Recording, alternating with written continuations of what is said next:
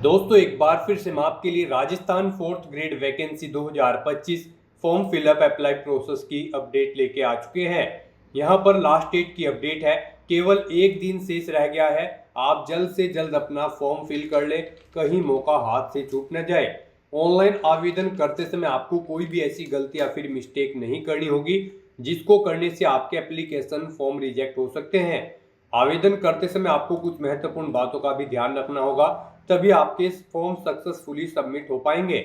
और अप्लाई करते समय आपको रजिस्ट्रेशन कैसे करना होगा, कैसे आप फीस पेमेंट कर सकते हो, केवाईसी आप कैसे कर सकते हो, कैसे आप अपनी क्वालिफिकेशन की डिटेल दोगे, कैसे आप अपनी डिपार्टमेंट प्रेफरेंस दोगे, और कैसे आप यहां पर फोटोग्राफ, सिग्नेचर, डॉक्यूमेंट्स अपलोड कर सकते हो।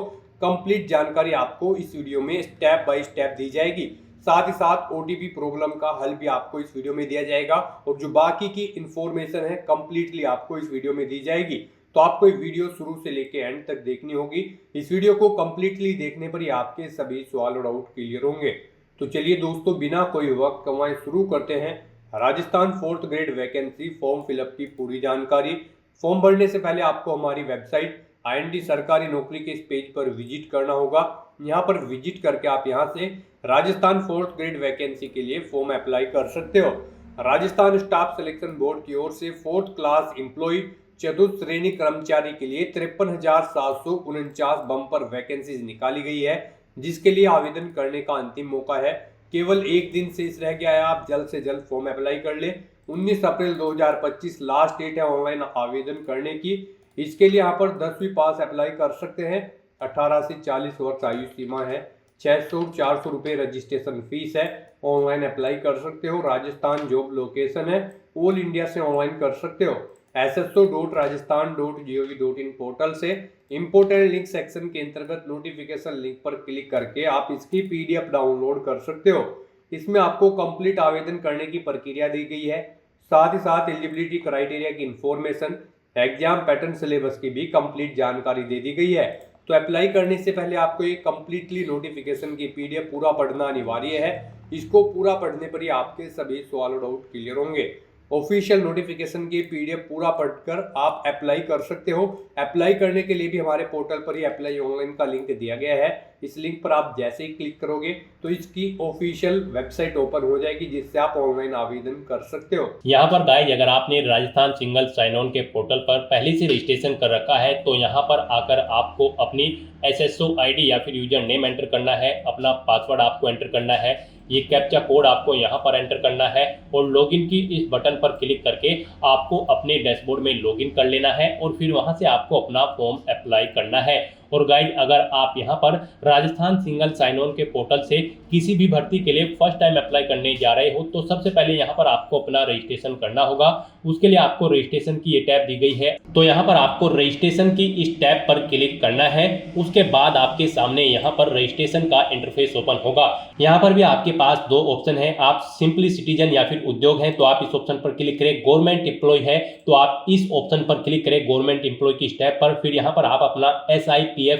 इस ऑप्शन पर क्लिक करें, फिर आप अपना SIPF नंबर एंटर करें, अपना SIPF का पासवर्ड एंटर करें और नेक्स्ट ऑप्शन पर क्लिक करके अपना रजिस्ट्रेशन की आगे की टास्क कंप्लीट कर ले। गाइस, यहाँ पर अगर आप सिंपली सिटीजन है तो आपको इस ऑप्शन पर क्लिक करना है। फिर यहाँ पर आपको रजिस्ट्रेशन करने के लिए दो ऑप्शन मिलेंगे। आप यहाँ पर जन आधार और गूगल के थ्रू अपना रजिस्ट्रेशन कर सकते हो। जन आधार के थ्रू केवल राजस्थान रेजिडेंट के कैंडिडेट ही अपना रजिस्ट्रेशन कर सकते हैं और गूगल के थ्रू यहाँ पर राजस्थान के साथ साथ सभी स्टेट के कैंडिडेट अपना वन टाइम रजिस्ट्रेशन कर सकते हैं। तो यहाँ पर आपको गूगल के इस ऑप्शन पर क्लिक करना है। उसके बाद आपके सामने कुछ इस तरह से इंटरफेस ओपन होगा। अब यहाँ पर आपको अपनी जीमेल ID एंटर करनी है और फिर आपको नेक्स्ट के इस ऑप्शन पर क्लिक कर देना है। उसके बाद यहाँ पर आपको कंटिन्यू की स्टेप पर क्लिक करना है। नेक्स्ट आपके सामने कुछ इस तरह से इंटरफेस शो होगा।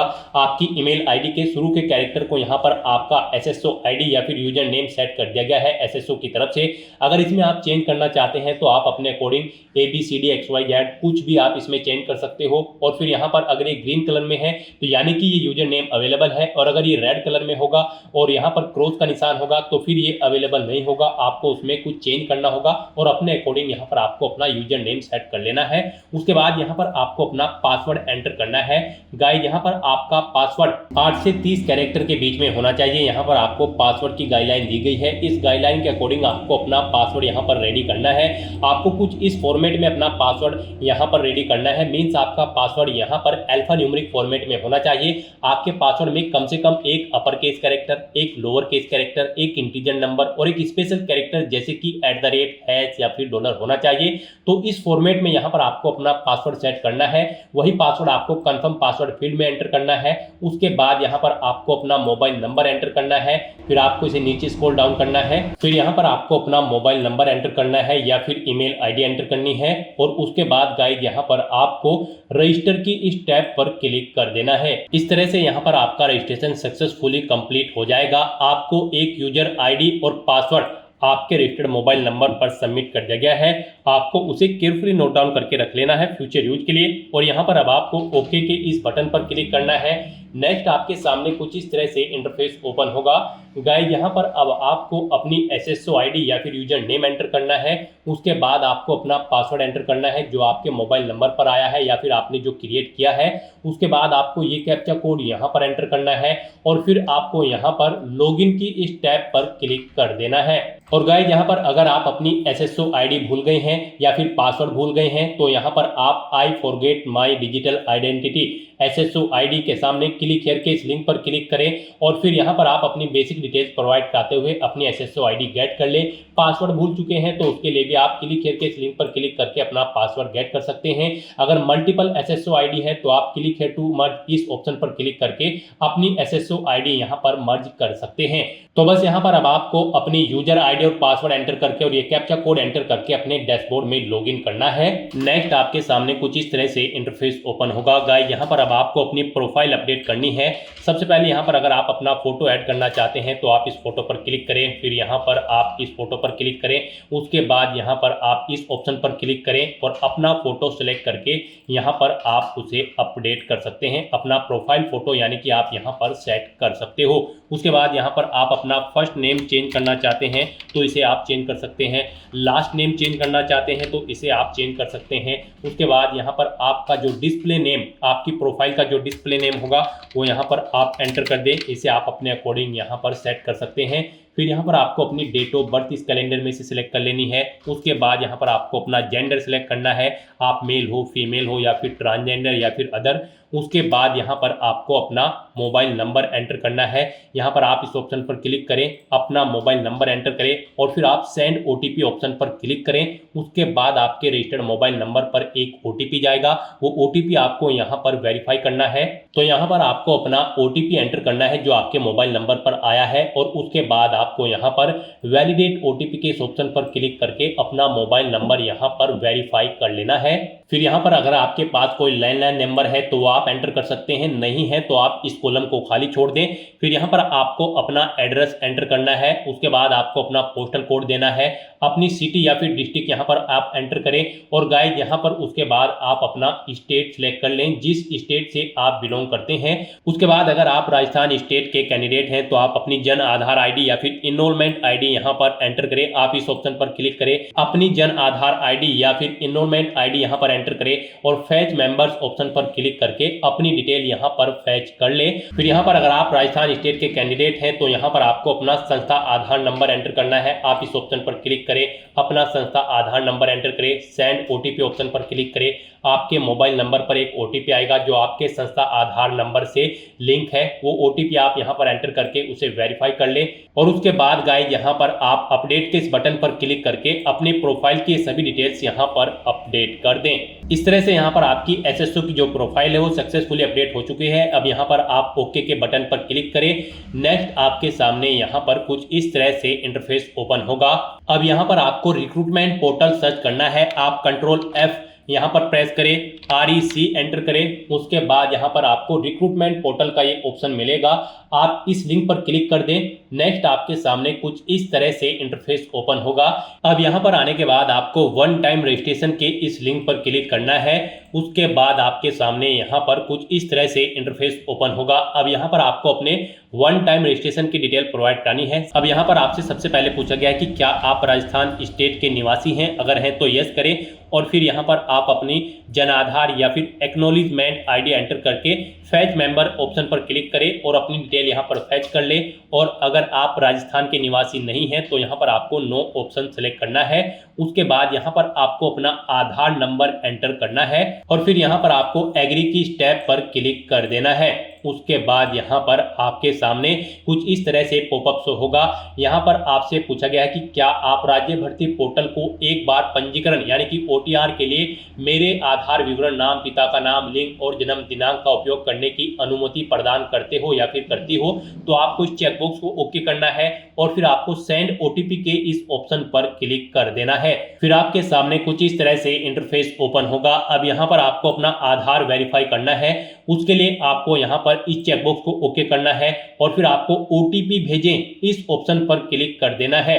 उसके बाद यहाँ पर आपके रजिस्टर्ड मोबाइल नंबर पर एक OTP आएगा। उस मोबाइल नंबर पर जिससे आपका आधार लिंक है वो OTP आप यहाँ पर एंटर करें और फिर आप प्रमाणीकरण करें इस ऑप्शन पर आप क्लिक कर दें। इस तरह से यहाँ पर आपका आधार वेरीफाई हो जाएगा और आपकी जो डिटेल्स है वो यहाँ पर आपके आधार से फैच करके फिल कर दी गई है, जैसे कि आपका नाम, आपका जेंडर, आपके फादर का नाम, आपकी डेट ऑफ बर्थ। अब यहाँ पर आपको अपना मोबाइल नंबर एंटर करना है और फिर यहाँ पर आपको gate email from SSO profile इस ऑप्शन पर क्लिक करके अपनी ईमेल आईडी को यहाँ पर फैच कर लेना है। जो आपने रजिस्ट्रेशन टाइम पर अपनी ईमेल आईडी एंटर की थी वो यहाँ पर फैच होके आ जाएगी। फिर यहाँ पर आपको वेरीफाई OTR आपको इस ऑप्शन पर क्लिक कर देना है। फिर यहाँ पर आपको आपकी डिटेल शो कर दी जाएगी। आपकी डिटेल अगर ओके है तो यहाँ पर अब आप फाइनल सबमिट के इस ऑप्शन पर क्लिक कर दें। उसके बाद आपके रजिस्टर्ड मोबाइल नंबर पर एक OTP आएगा। वो OTP आपको यहाँ पर एंटर करना है और उसके बाद आपको यहाँ पर वेरीफाई OTP के इस ऑप्शन पर क्लिक कर देना है। इस तरह से यहाँ पर आपके वन टाइम रजिस्ट्रेशन की डिटेल सक्सेसफुली सेव हो जाएगी। आपको एक रजिस्ट्रेशन नंबर यहाँ पर प्रोवाइड कर दिया गया है, वन टाइम रजिस्ट्रेशन नंबर। आपको इसे केयरफुली नोट डाउन करके रख लेना है फ्यूचर यूज के लिए। और यहाँ पर अब आपको ओके के इस बटन पर क्लिक करना है। फिर आपको आपके OTR के इसी इंटरफेस पर आपको रिडायरेक्ट कर दिया जाएगा। यहाँ पर आपकी OTR की सभी डिटेल्स वेरीफाई हो चुकी है। आपको एक रजिस्ट्रेशन नंबर जो वहां पर दिया गया था वो रजिस्ट्रेशन नंबर यहाँ पर भी शो कर दिया गया है। आपको इसे केयरफुली नोट डाउन करके रख लेना है फ्यूचर यूज के लिए। अब गाइस यहाँ पर आपको अपना फीस पेमेंट करना है। नेक्स्ट स्टेप आपका फीस पेमेंट का होगा। उसके लिए आपको यहाँ पर पे फीस की स्टेप पर क्लिक करना है। उसके बाद आपके सामने यहाँ पर कुछ इस तरह से पॉपअप शो होगा। अब यहाँ पर आपसे पूछा गया कि क्या आप राजस्थान स्टेट के कैंडिडेट हैं, अगर हैं तो यस करें और फिर यहाँ पर आप अपनी कैटेगरी सिलेक्ट करें। आप रिजर्व कैटेगरी के अंतर्गत आते हो या फिर अनरिजर्व के, आप अपने अकॉर्डिंग ऑप्शन सेलेक्ट करें। और अगर आप राजस्थान स्टेट के कैंडिडेट नहीं हैं तो यहाँ पर आप नो ऑप्शन सेलेक्ट करें। फिर यहाँ पर केवल अनरिजर्व कैटेगरी कैंडिडेट ही अप्लाई कर सकते हैं अगर आप राजस्थान स्टेट से बाहर के कैंडिडेट हैं। उसके बाद यहाँ पर आपसे पूछा गया कि क्या आप स्पेशली एबल्ड कैंडिडेट हैं, अगर हैं तो आप यहाँ पर यस ऑप्शन सेलेक्ट करें। उसके बाद यहाँ पर आपको 400 रुपये फीस के रूप में जमा कराने होंगे। और अगर आप स्पेशली एबल्ड कैंडिडेट नहीं हैं तो यहाँ पर आपको नो ऑप्शन सेलेक्ट करना है। फिर यहाँ पर आपको 600 रुपये एप्लीकेशन फीस के रूप में जमा कराने होंगे। तो इस तरह से आपको आपकी कैटेगरी के अकॉर्डिंग यहाँ पर फीस का अमाउंट शो कर दिया जाएगा। गाइस हम यहाँ पर आपको एक बार फिर से बता दें, अगर आप यहाँ पर वन टाइम रजिस्ट्रेशन करने जा रहे हो, अगर आप अनरिजर्व कैटेगरी से बिलोंग करते हो तो फिर आपको 600 रुपये फीस जमा करानी है। रिजर्व कैटेगरी के अंतर्गत आते हो तो फिर आपको 400 रुपये फीस के रूप में जमा कराने होंगे। ये अमाउंट आपको सिर्फ एक बार जमा कराना है। उसके बाद SSO के पोर्टल से जितनी भी भर्तियां निकलेगी, जितनी भी भर्तियों के लिए आप अप्लाई करोगे, फिर आपको कोई शुल्क जमा नहीं कराना है। ये वन टाइम फीस है। आप एक बार फीस जमा करा के फिर यहाँ पर SSO की इस वेबसाइट के थ्रू मल्टीपल जॉब्स के लिए आप अप्लाई कर सकते हो। तो यहाँ पर अब आपको आपकी कैटेगरी के अकॉर्डिंग अमाउंट शो कर दिया जाएगा। उसके बाद यहाँ पर आपको पे फीस के इस ऑप्शन पर क्लिक करना है। फिर आपको ओके करना है। उसके बाद यहाँ पर आपको फीस पेमेंट के इंटरफेस पर डायरेक्ट कर दिया जाएगा। यहाँ पर आपके पास 3 चॉइस है। आप 3 तरह से अपना फीस पेमेंट कर सकते हो, नेट बैंकिंग के थ्रू, एग्रीगेटर के थ्रू या फिर QR कोड पेमेंट के थ्रू। यहाँ पर सबसे बेस्ट ऑप्शन आपके लिए QR कोड पेमेंट रहेगा। आप यहाँ पर इस ऑप्शन को सिलेक्ट करें। फिर यहाँ पर आप फोन पे ऑप्शन सिलेक्ट करें और पे नाउ के इस ऑप्शन पर क्लिक कर दें। उसके बाद गाइस यहाँ पर आपको फीस पेमेंट के इंटरफेस पर डायरेक्ट किया जाएगा। नेक्स्ट आपके सामने कुछ इस तरह से इंटरफेस ओपन होगा। यहाँ पर आप 2 तरह से फीस पेमेंट कर सकते हो, QR कोड के थ्रू या फिर आप अपने मोबाइल नंबर के थ्रू यहाँ पर फीस पेमेंट कर सकते हो। आपके लिए यहाँ पर बेस्ट ऑप्शन QR कोड रहेगा, तो यहाँ पर आप शो कोड ऑप्शन पर क्लिक करें, आपके सामने ये QR कोड शो होगा। आप अपने किसी भी UPI से इसे स्कैन करें और अपना फीस पेमेंट कर दें। सक्सेसफुली फीस पेमेंट करने के बाद आपको आपके OTR के डैशबोर्ड पर डायरेक्ट कर दिया जाएगा।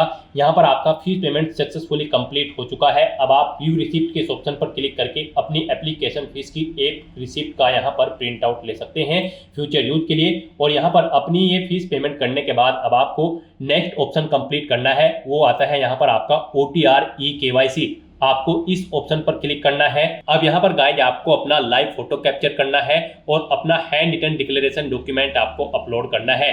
लाइव फोटो कैप्चर करने के लिए आपको कुछ गाइडलाइंस दी गई है, इन्हें ध्यान में रखते हुए आपको अपना फोटो यहाँ पर कैप्चर करना है। यहाँ पर 5 सेकंड के टाइमर के पश्चात अभ्यर्थी अपनी पलक 2-3 बार झपकाए। यदि आपकी फोटो बंद आंखों के साथ कैप्चर हुई है तो आप दोबारा से अपनी फोटो कैप्चर करें और फोटो कैप्चर करते समय आपको कैमरे की तरफ देखना है। अगर आप चश्मे का इस्तेमाल करते हैं तो आप अपना फोटो चश्मे के साथ ही लें, परंतु इस बात का ध्यान रखें कि चश्मे पर रोशनी के कारण फोटो अस्पष्ट अथवा चमक के साथ कैप्चर ना हो। बिल्कुल साफ फोटो आपका होना चाहिए। साथ ही साथ यहाँ पर अभ्यर्थियों को सुनिश्चित करना होगा कि लाइव फोटो साफ एवं पर्याप्त रोशनी में पृष्ठभूमि के साथ ली गई हो।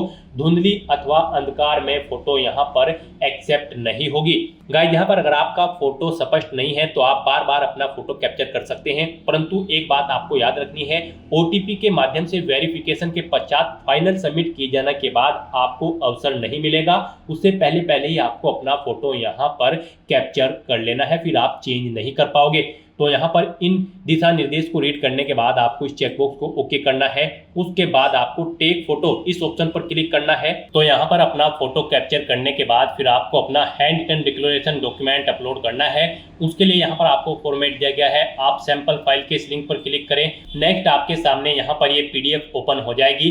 गाइस यहाँ पर आपको इस PDF का एक हार्ड कॉपी प्रिंट आउट ले लेना है और उसके बाद आपको उस हार्ड कॉपी प्रिंट आउट पर अपना नाम मेंशन करना है, अपने फादर का नाम मेंशन करना है, अपनी डेट ऑफ बर्थ देनी है, यहाँ पर आपको अपने हस्ताक्षर करने हैं और उसके बाद आपको ये कंप्लीट डाटा फिर यहाँ पर मेंशन कर देना है अपने हाथ से ब्लू इंक पेन से। और उसके बाद यहाँ पर आपको अपने सिग्नेचर कर देने हैं। फिर ऐसे ही आपको यहाँ पर इंग्लिश में भी अपनी राइटिंग देनी है। उसके लिए यहाँ पर आपको इंग्लिश का परफॉर्मा दिया गया है। यहाँ पर भी आने के बाद आपको फिर अपना नाम एंटर करना है इंग्लिश में, अपने फादर का नाम एंटर करना है इंग्लिश में, अपनी डेट ऑफ बर्थ देनी है और फिर यहाँ पर आपको अपने सिग्नेचर करने हैं। और उसके बाद आपको ये कंप्लीट डाटा फिर अपने हैंड से ब्लू इंक पेन से आपको फिर दोबारा से इंग्लिश में यहाँ पर राइट कर देना है। उसके बाद गाइस यहाँ पर आपको अपनी SSO ID एंटर करनी है, अपना OTR वन टाइम रजिस्ट्रेशन का जो नंबर आपको मिला है वो रजिस्ट्रेशन नंबर यहाँ पर आपको एंटर करना है, अपना परमानेंट एड्रेस आपको यहाँ पर मेंशन कर देना है और यहाँ पर आपको अपने सिग्नेचर कर देने हैं। इस तरह से आपको अपना ये हैंड रिटन डिक्लेरेशन डॉक्यूमेंट तैयार कर लेना है और फिर इसका आपको फोटो खींचकर अपने कंप्यूटर में सेव कर लेना है, यानी कि इसकी एक सॉफ्ट कॉपी। और फिर आपको अपना वो डॉक्यूमेंट यहाँ पर अपलोड करना होगा। यहाँ पर आपका ये डॉक्यूमेंट PDF फॉर्मेट में होना चाहिए, साइज उसका 100 से 200 KB के बीच में होना चाहिए। तो यहाँ पर आपको चूज फाइल बटन पर क्लिक करना है, फाइल को सिलेक्ट करना है और अपना ये हैंड रिटन डिक्लेरेशन डॉक्यूमेंट यहाँ पर अपलोड कर देना है। गाइस हम आपको सैंपल के तौर पर दिखा रहे हैं, कुछ इस तरह से यहाँ पर आपको अपना हैंड रिटन डिक्लेरेशन डॉक्यूमेंट तैयार करना है और फिर इसे आपको अपलोड कर देना है। अपना फोटो अपलोड करने के बाद और हैंड रिटन डिक्लेरेशन अपलोड करने के बाद अब आपको सबमिट eKYC की इस टैब पर क्लिक करना है। उसके बाद में आपको इन चेक बॉक्सेस को ओके करना है और सेंड OTP की टैब पर क्लिक कर देना है। एक OTP आपके मोबाइल नंबर और ईमेल एड्रेस पर सबमिट किया गया है, वो OTP आपको इस बॉक्स में एंटर करना होगा और फाइनल सबमिट की इस टैब पर क्लिक कर देना होगा। इस तरह से आपकी OTR eKYC कंप्लीट हो चुकी है। तो यहाँ पर अब आपके तीनों स्टेप कंप्लीट हो चुके हैं, आपकी प्रोफाइल यहाँ पर अपडेट हो चुकी है, फीस पेमेंट आप कर चुके हो, अपनी eKYC आप कंप्लीट कर चुके हो। अब यहाँ पर आकर आपको होम के इस लिंक पर क्लिक कर देना है। उसके बाद यहाँ पर आपको आपके डैशबोर्ड में डायरेक्ट कर दिया जाएगा। यहाँ पर आने के बाद आपको ऑनगोइंग रिक्रूटमेंट सेक्शन में आना है और यहाँ पर आपको class 4 employ direct recruitment 2024 RSSB के सामने अप्लाई नाउ के इस लिंक पर क्लिक कर देना है। उसके बाद आपके सामने कुछ इस तरह से इंटरफेस ओपन होगा। अब यहाँ पर आने के बाद आपको क्लास 4 की इस टैब पर क्लिक कर देना है। फिर यहाँ पर आपके सामने कुछ इस तरह से इंटरफेस शो होगा। यहाँ पर आपसे आपका OTR डाटा रिव्यू आपको दिया गया है। आप ये डाटा यहाँ पर कंफर्म करें। अगर अपडेट करना चाहते हैं तो आप अपडेट के बटन पर क्लिक करके अपडेट कर सकते हैं। सभी चीज़ें ओके हैं तो यहाँ पर अब आप प्रोसीड की इस टैब पर क्लिक करें और उसके बाद यहाँ पर आपके सामने कुछ इस तरह से इंटरफेस ओपन हो जाएगा। यहाँ पर आपका एप्लीकेशन फॉर्म स्टार्ट हो चुका है। कुछ चीज़ें यहाँ पर आपको ऑटोमेटिकली फीड मिल गई है जो आपके रजिस्ट्रेशन टाइम पे आपने प्रोवाइड कराई थी, वो यहाँ पर आपको कुछ चीज़ें ऑटोमेटिकली फीड मिल गई है। अब यहाँ पर आने के बाद बस आपको अपनी माता का नाम यहाँ पर एंटर करना है। फिर यहाँ पर आपको अपनी श्रेणी सेलेक्ट कर लेनी है। आप किस श्रेणी से बिलोंग करते हैं। राजस्थान स्टेट से अलग कैंडिडेट अगर अप्लाई करते हैं तो केवल जनरल कैटेगरी कैंडिडेट अप्लाई कर सकते हैं। फिर यहाँ पर अगर आप विशेष दिव्यांगजन श्रेणी के अंतर्गत आते हैं तो यहाँ पर आप ऑप्शन सिलेक्ट करें किस दिव्यांगजन श्रेणी के अंतर्गत आप आते हैं। नहीं आते हैं तो यहाँ पर आप नॉट एप्लीकेबल ऑप्शन सेलेक्ट कर लें। उसके बाद यहाँ पर आपको उप विशेष दिव्यांगजन श्रेणी सिलेक्ट करनी है अगर आप दिव्यांगजन श्रेणी के अंतर्गत आते हो। उसके बाद यहाँ पर आपको अपनी श्रेणी का प्रमाण पत्र संख्या देनी होगी और फिर आपको बताना होगा कि क्या आपको स्रोत लेखक की आवश्यकता है। अगर है तो यहाँ पर आप स्वयं उसकी प्रबंध करेंगे या फिर विभाग को उसका प्रबंध करना है, यहाँ पर आपको ऑप्शन मिल जाएगा। और गाइस अगर आप यहाँ पर विशेष दिव्यांगजन श्रेणी के अंतर्गत नहीं आते हो तो फिर आगे के ये ऑप्शन आपको यहाँ पर डिसेबल्ड कर दिए जाएंगे। उसके बाद यहाँ पर आपको अपना रिलीजन सेलेक्ट करना है, अपनी वैवाहिक स्थिति मैरिटल स्टेटस आपको बताना है, आप मैरिड हो या फिर अनमैरिड हो या फिर डाइवोर्स हो, आप अपने अकॉर्डिंग ऑप्शन सेलेक्ट करें। उसके बाद यहाँ पर अगर आप मैरिड हो तो यहाँ पर आपको अपने जीवित बालक की संख्या देनी है और आपको यहाँ पर आपका मोबाइल नंबर ऑटोमेटिकली फिर मिल जाएगा। अपना व्हाट्सएप मोबाइल नंबर देना चाहते हैं तो वो यहाँ पर आप दे सकते हैं। आपके पास जन आधार ID है तो वो आप यहाँ पर एंटर कर सकते हैं, नहीं है तो इस कॉलम को आप खाली छोड़ दें। गाइस यहाँ पर जिन कॉलम के सामने रेड कलर का स्टार बना हुआ है उनमें आपको डिटेल्स देनी मस्ट है और जिनमें नहीं बना हुआ है वो ऑप्शनल है। आप उनकी डिटेल चाहे तो दें चाहे या फिर न दें। उसके बाद यहाँ पर आपसे पूछा गया है क्या आप राजस्थान के अनुसूचित क्षेत्र से संबंधित हैं। अगर हैं तो आप यस करेंगे, नहीं तो आप नो ऑप्शन यहाँ पर सिलेक्ट करेंगे। अगर आप राजस्थान स्टेट से बाहर के कैंडिडेट हैं उसके बाद यहाँ पर आपको अपना कोरोस्पोंडेंस एड्रेस एंटर करना है। कोरोस्पोंडेंस एड्रेस में आपको अपना स्टेट चुनना है, अपना डिस्ट्रिक्ट चुनना है, शहर या फिर गाँव का नाम देना है, अपना पिन कोड देना है, अपना फ़ोन नंबर देना है, ये ऑप्शनल है। इस तरह से अपनी डिटेल्स फिल करने के बाद अब गाइस यहाँ पर आपको नेक्स्ट के इस ऑप्शन पर क्लिक कर देना है। फिर आपसे पूछा गया है जो मोबाइल नंबर और ईमेल आईडी आपने दी है क्या वो करेक्ट है। अगर करेक्ट है तो यहाँ पर आप यस के इस ऑप्शन पर क्लिक करें। बेसिक डिटेल्स प्रोवाइड कराने के बाद अब आपको अपनी पर्सनल डिटेल्स यहाँ पर देनी है। सबसे पहले यहाँ पर आपको अपनी नेशनलिटी सिलेक्ट कर लेनी है। फिर यहाँ पर आपको अपना स्टेट सेलेक्ट कर लेना है। उसके बाद यहाँ पर आपको अपना डिस्ट्रिक्ट सेलेक्ट कर लेना है। फिर आपसे पूछा गया है कि क्या आप इंडिया में कहीं बाहर से सेटल्ड हुए हैं। अगर हुए हैं तो आप यहाँ पर यस करें और फिर किस देश से आप सेटल्ड हुए हैं उस देश का नाम आप यहाँ पर सिलेक्ट करें और अगर आप इंडिया से ही हैं तो यहाँ पर आपको नो ऑप्शन सिलेक्ट करना है। उसके बाद आपसे पूछा गया है कि क्या आप भूतपूर्व सैनिक हैं। अगर हैं तो आप यहाँ पर यस ऑप्शन सेलेक्ट करें और फिर अपना सर्विस का स्टेटस बताएं, आप रिटायर्ड है या फिर सर्विस पर हैं। अगर सर्विस पर है तो फिर यहाँ पर आपको अपना NOC लेटर नंबर देना है, डेट ऑफ NOC यहाँ पर आपको सिलेक्ट करनी है और अगर आप रिटायर्ड हो चुके हैं तो रिटायर्ड ऑप्शन सिलेक्ट करें। फिर आपको अपना PPO नंबर देना है, डेट ऑफ रिटायरमेंट यहाँ पर आपको सिलेक्ट करनी है और अगर आप भूतपूर्व सैनिक नहीं है तो यहाँ पर आपको नो ऑप्शन सिलेक्ट करना है। आगे की डिटेल आपको डिसेबल्ड कर दी जाएगी। उसके बाद आपसे पूछा गया कि क्या आप स्पोर्ट पर्सन हैं। अगर हैं तो यहाँ पर आप यस ऑप्शन सिलेक्ट करें। स्पोर्ट पर्सन किस टाइप से हैं आप, नेशनल या फिर इंटरनेशनल लेवल के, आप अपने अकॉर्डिंग ऑप्शन सेलेक्ट करें और अगर आप नहीं हैं स्पोर्ट पर्सन तो आपको नो ऑप्शन सेलेक्ट करना है। फिर यहाँ पर आपसे पूछा गया कि क्या आप मौजूदा सरकारी विभाग या फिर सार्वजनिक उपक्रम कर्मचारी हैं। अगर हैं तो आप यहाँ पर यस करें और फिर यहाँ पर डिपार्टमेंट का नाम एंटर करें, नहीं है तो आप नो ऑप्शन सेलेक्ट कर लें। उसके बाद आपसे पूछा गया कि क्या आप एज में एडिशनल इलेक्शन चाहते हैं। अगर यहाँ पर एडिशनल इलेक्शन एक्स प्रिजनर यानी कि जेलर को मिलेगा, NCC कैडेट इंस्ट्रक्टर को मिलेगा, आर्मी कैंडिडेट को मिलेगा। यहाँ पर अगर आपको नहीं चाहिए एज में इलेक्शन तो फिर आपको नॉट एप्लीकेबल ऑप्शन सेलेक्ट करना है। इस तरह से अपनी डिटेल फिल करने के बाद अब आपको नेक्स्ट के इस ऑप्शन पर क्लिक कर देना है। नेक्स्ट गाइस यहाँ पर आपको अपनी एजुकेशनल क्वालिफिकेशन और एक्सपीरियंस की डिटेल देनी है। यहाँ पर आपको सबसे पहले इस चेकबॉक्स को ओके करना है। उसके बाद यहाँ पर आपको अपनी क्वालिफिकेशन की डिटेल देनी है। यहाँ पर ग्रेड 4 की इस पोस्ट पर अप्लाई करने के लिए आपका 10वीं क्लास पास आउट होना जरूरी है। किसी वेल रिकॉग्नाइज्ड बोर्ड या फिर स्कूल से 10वीं पास कैंडिडेट यहाँ पर इस भर्ती में पार्टिसिपेट करने के लिए एलिजिबल हैं, अप्लाई कर सकते हैं। तो यहाँ पर आपको अपनी 10वीं क्लास की डिटेल देनी है। पहले यहाँ पर आपको सब्जेक्ट ग्रुप देना है। आपके पास 10वीं में साइंस था, आर्ट था, कॉमर्स थी, आप अपने अकॉर्डिंग यहाँ पर अपना सब्जेक्ट ग्रुप एंटर करें। फिर यहाँ पर आपको बोर्ड का नाम देना है, किससे आपने अपनी 10वीं क्लास पास आउट की है। फिर यहाँ पर आपको अपना 10वीं क्लास का रोल नंबर देना है। रिजल्ट का परिणाम आपको बताना है, आपका जो रिजल्ट है वो सीजीपीए में आया था, ग्रेड में, परसेंटेज में या फिर अवेटेड है। यानी कि यहाँ पर 10वीं क्लास में अगर आप अपियर्ड हो तब भी आप इस भर्ती में अप्लाई कर सकते हो अगर आपका रिजल्ट अवेटेड है। तो यहाँ पर आप अपने अकॉर्डिंग ऑप्शन सेलेक्ट करें। उसके बाद यहाँ पर आपको पासिंग ईयर देना है, कब आपने अपनी 10वीं क्लास पास आउट की है, फिर कितने % मार्क्स आपने ऑब्टेन किए हैं वो यहाँ पर आप एंटर करें। उसके बाद यहाँ पर अगर आपने अपनी 12वीं क्लास पास आउट कर रखी है तो उसकी डिटेल भी आप ऐसे ही प्रोवाइड कर सकते हैं। कोई आपके पास डिप्लोमा है तो उसकी डिटेल दें। ग्रेजुएशन या फिर पोस्ट ग्रेजुएशन या फिर कोई और क्वालिफिकेशन आपके पास है तो उसकी डिटेल भी आप सेम ऐसे ही यहाँ पर प्रोवाइड करा सकते हो। तो इस तरह से यहाँ पर आपको अपनी एजुकेशनल क्वालिफिकेशन की डिटेल फिल कर देनी है और उसके बाद आपको नेक्स्ट के इस ऑप्शन पर क्लिक कर देना है। नेक्स्ट यहाँ पर आपको अपना फोटो और सिग्नेचर अपलोड करने हैं। यहाँ पर आपके फोटो का साइज 50 KB से 100 KB के बीच में होना चाहिए। सिग्नेचर का भी 20 KB से 50 KB के बीच में होना चाहिए। और यहाँ पर आपकी ये सिग्नेचर और फोटो JPG या फिर JPEG फॉर्मेट में होने चाहिए। तो यहाँ पर अब आपको अपना फोटो और सिग्नेचर अपलोड करने हैं। यहाँ पर आकर आपको चूज फाइल बटन पर क्लिक करना है, फाइल को सिलेक्ट करना है और 1 बाय 1 करके आपको अपना फोटो और सिग्नेचर यहाँ पर अपलोड कर देने हैं। उसके बाद यहाँ पर अगर आपकी बॉडी पर कहीं कोई कट या तिल का निशान है तो उस पैलेस का नाम आप यहाँ पर एंटर करें, नहीं है तो यहाँ पर आप नो मार्क एंटर कर दें। इस तरह से अपना फोटो और सिग्नेचर यहाँ पर अपलोड करने के बाद बस अब आपको नेक्स्ट के इस ऑप्शन पर क्लिक कर देना है। नेक्स्ट यहाँ पर आपको अपनी पोस्ट के डिपार्टमेंट सिलेक्ट करने हैं।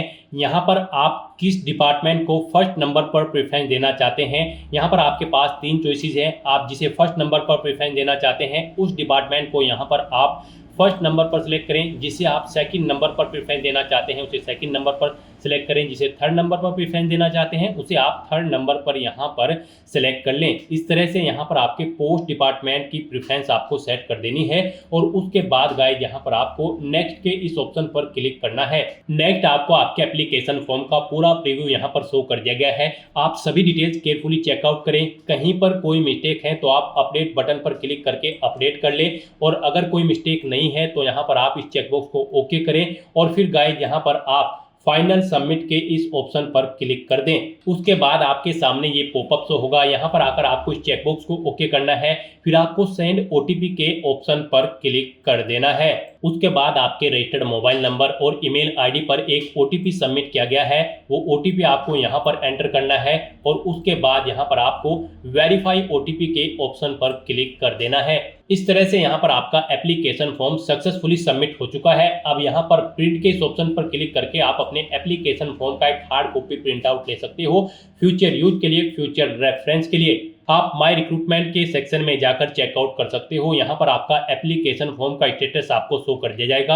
आपका एप्लीकेशन फॉर्म सक्सेसफुली सबमिट हो चुका है। यहाँ से भी आप व्यू एप्लीकेशन ऑप्शन पर क्लिक करके अपने एप्लीकेशन फॉर्म को चेकआउट कर सकते हो। तो दोस्तों ऐसे आप राजस्थान स्टाफ सिलेक्शन बोर्ड 53,749 चतुर्थ श्रेणी कर्मचारी के खाली पदों के लिए अपना फॉर्म अप्लाई कर सकते हो बिना कोई मिस्टेक किए हुए। आज की इस वीडियो में बस इतना ही। आई होप ये वीडियो आपको पसंद आई होगी। अगर पसंद आई हो तो इसे लाइक और शेयर करें। चैनल पर नए हो तो इसे सब्सक्राइब कर लें। Thanks for watching.